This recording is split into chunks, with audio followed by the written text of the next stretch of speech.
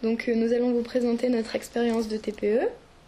Donc voici le matériel, de l'eau distillée, une trompe à vide, un paquet de cigarettes et un bouchon à un trou dans lequel on glisse la cigarette et on bouche l'air avec de la pâte à modeler si nécessaire. Donc on verse 200 ml d'eau dans un Erlenmeyer qui est relié à la trompe à vide. Puis on referme avec le bouchon.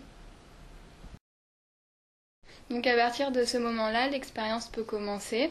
On allume la trompe à vide, puis la cigarette à l'aide d'un briquet. La cigarette va donc se consumer toute seule, comme on peut l'apercevoir sur la vidéo. Dans l'Erlenmeyer, on aperçoit de la fumée qui va être au contact de l'eau.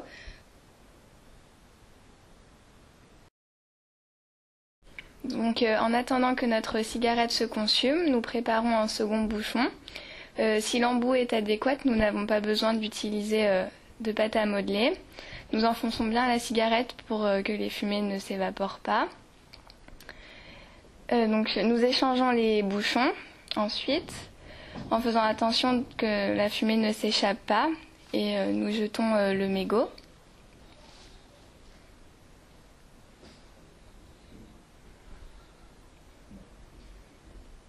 Donc nous rallumons la cigarette et nous recommençons l'opération.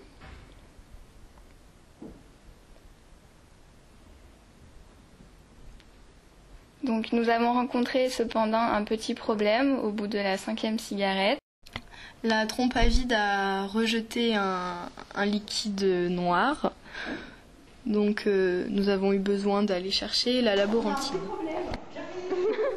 Elle nous a conseillé donc de changer de montage, et en démontant notre premier montage, on a pu observer du goudron qui s'était fixé dans les tuyaux.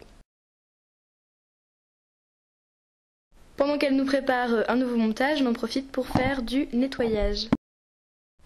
Donc voici notre deuxième montage qui est relié au robinet grâce à un tuyau, puis un embout qui permet de faire le vide. Ensuite, l'Erlenmeyer est relié par un second tuyau. Donc c'est le même principe que notre premier montage. La cigarette se consume toute seule. Donc nous pouvons commencer à apercevoir que l'eau commence à jaunir. Donc notre expérience a été assez longue puisqu'elle a duré environ 2 heures. Donc voici la deuxième partie de notre expérience.